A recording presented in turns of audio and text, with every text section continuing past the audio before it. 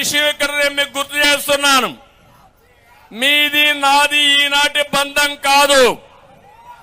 35 ఏళ్లుగా మీరు నన్ను ఆదరిస్తున్నారు. మీ కుటుంబ సభ్యుడిగా నన్ను చూశారు. ప్రతి ఇల్లు నా ఇల్లే, ప్రతి గ్రామం నా గ్రామమే.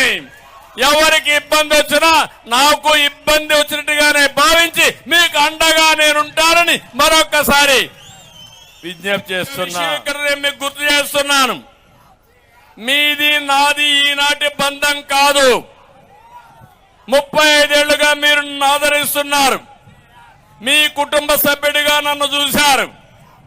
ప్రతి ఇల్లు నా ఇల్లే, ప్రతి గ్రామం నా గ్రామమే.